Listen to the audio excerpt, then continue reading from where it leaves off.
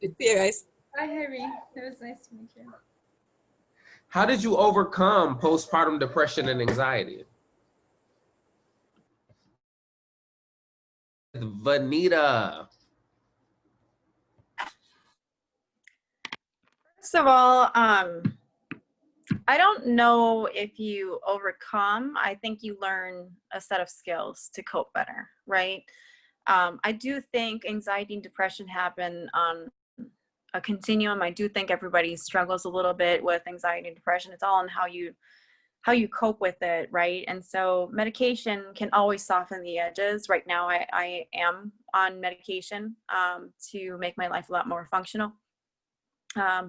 My husband is a stay-at-home parent, and there's a lot of stress with being able to work during this pandemic and also be the workout of the parent working outside of the home. So I think it's all about coping. Medication will soften the edges, and that's helped me to be successful. It's helped me to have a longer fuse, meaning I'm not as quick to be irritable or to jump to conclusions. But I do think a lot of the work happens with being in therapy. To your point, Tony, I am seeing a therapist once per week. And I also think that when we think about ourselves in the context of our anxiety and depression, we also have to think about, well, what is the root cause of that? And so for me, it's also doing the work of exploring my trauma. When I was younger, and I'm not sure if I told you much of this, Tony, but I had a very physically abusive dad, and I kind of flipped back and forth between being in Massachusetts and Minnesota from a very young age. At 13 months old, I would stay with my aunt and uncle in Minneapolis. Then I'd fly back to Minnesota, and so on and so forth. I had experienced sexual trauma from my uncle by marriage's nephew who was babysitting me, and so I have to explore those traumas.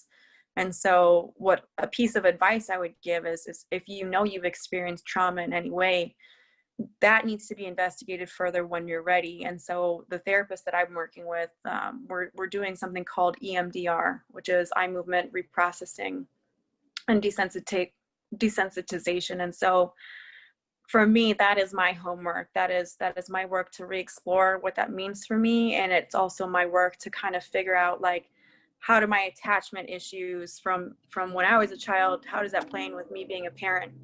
And so that's how I deal with it. That's how I explore it. And I feel like I'm overcoming a lot of the challenges I have because I'm putting in the work, as you've so eloquently put it.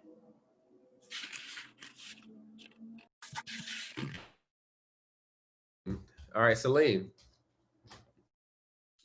Yeah, I would echo what you're saying, Venita, in that I don't know if there really is like an overcome. For me, I'm still in my mind, I'm still postpartum. Like I said, my son is 17 months old. And I think postpartum can last years, in all reality. But I would say I'm no longer in crisis.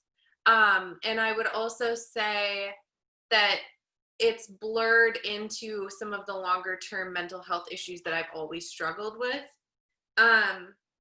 Like I said, I'm still breastfeeding. Recently, I attempted to get back on medication that I was on prior to becoming pregnant with my daughter, and it didn't work out. So going to attempt that again once my son decides that he no longer wants to breastfeed. But again, echoing what Venita said, therapy, man, I recommend therapy for everyone, always, forever, no matter what trauma you have, no matter if you think your life is perfect, like, it's so underrated. Every single person needs to be in therapy.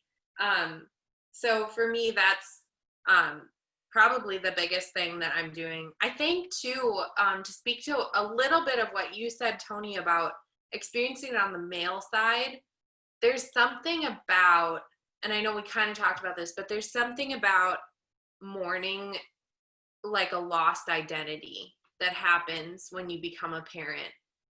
And that is such a long-term type of pain. And there's something that's seen as so wrong about saying that parenting or becoming a parent is inherently painful, because there's so many people out there that would give anything to become a parent and struggle so hard. And there's so many beautiful parts being a parent.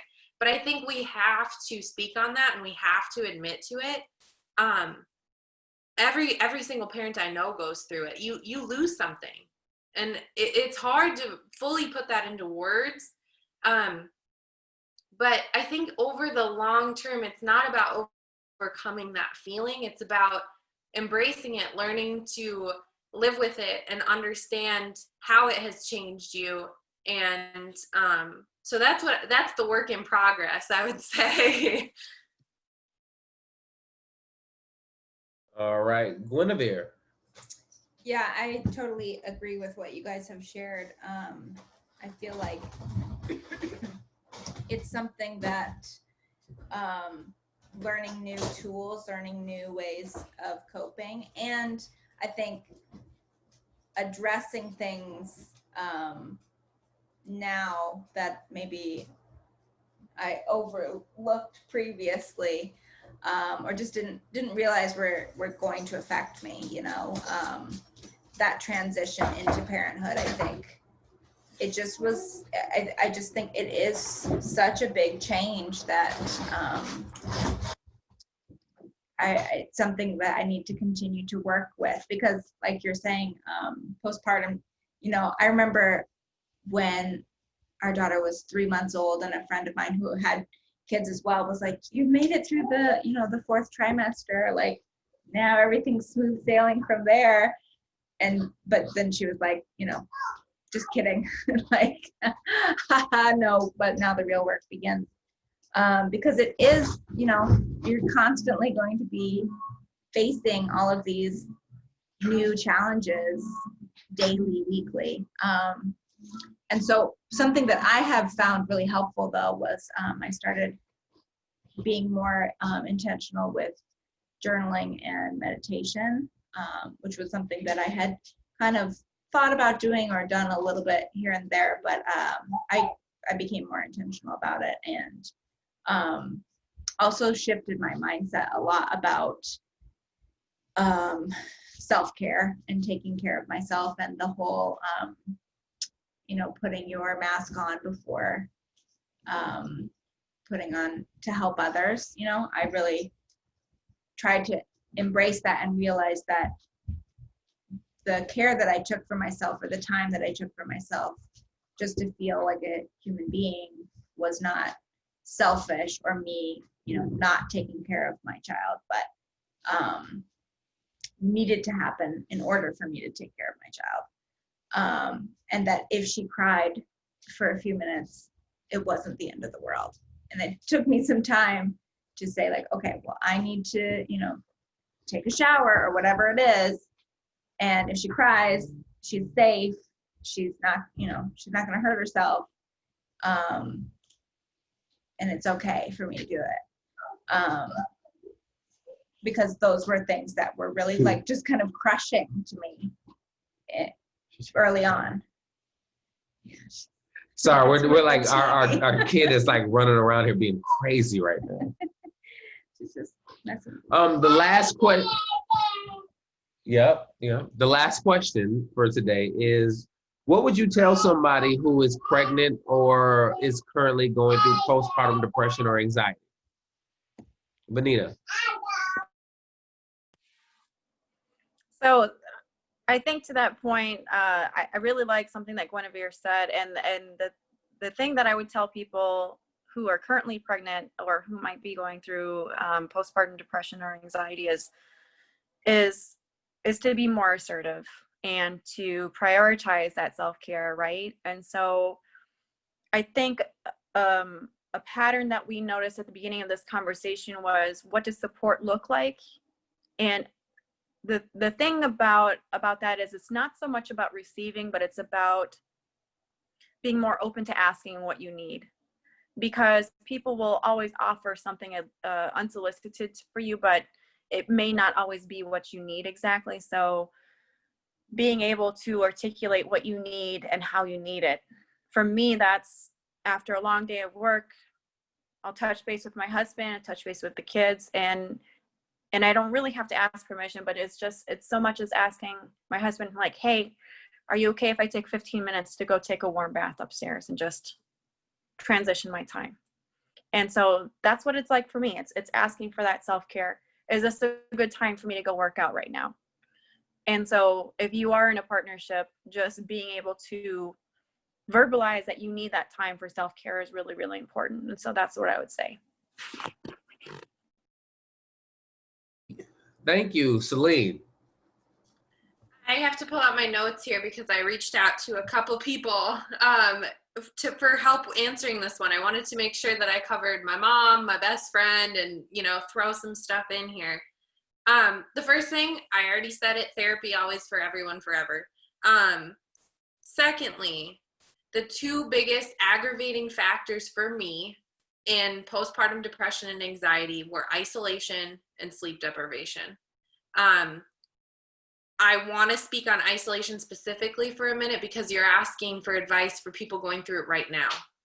I never had a baby during COVID, and I imagining not only are we in the middle of a global pandemic, but for some of us that aren't lucky enough to live down south, we're entering into some of the darkest, coldest times of the year now. So those are two of the most isolating things that I can imagine going through after having just given birth. Sleep deprivation as well. The less sleep you get, the less rational you are, and the more your brain tells you things that aren't true. So the best way to fight both of those is, I know you guys have talked a lot about what it's like when you have people over maybe more than you should. I think it's so important to have people other than the other parent designated to be there in some capacity, in some kind of shift in the early times. Resist the urge to power through, resist the urge to ride it out. I'm not saying someone needs to be there around the clock, but especially in the middle of the times we're going through right now, accept the help, ask for the help. Secondly, don't suffer in silence. Speak how you're feeling. It's difficult to say, but if I hadn't reached out and said, I want to kill myself, I think I would have done it. I know I would have done it. If no one else knew I was feeling like that, the people that stepped in and were able to help me get the help that I needed wouldn't have known to do that if I wasn't able to at least speak those words. And it's better than the alternative, I promise you. Last but not least, don't rely on the medical field. Explore options, herbal options, homeopathic options, therapeutic options. Research any medications that you're going to be taking in advance. Make sure that they are a rational decision for yourself, and seek community. Women who have gone through the same thing were one of the biggest things that helped me get through it. Is it okay if I plug an organization real quick? Can I say a name? Okay. Here in Minnesota, I'm lucky enough my mom's best friend actually runs an organization called Women Circling Women. And it's about prenatal care, postpartum care, everything in between, birth. She does prenatal yoga. She does, it creates a network of women that have known each other throughout this entire process, and it gives them the ability to reach out and talk. There's organizations like it across the entire country. There's Facebook groups, whatever it might be. Just talking like this, I know this was really cathartic for myself and, the other folks that spoke today. Like, this is what gets us through, is being able to speak with people who relate to our experience, who have an alternative, unique perspective that can make us see it a little differently.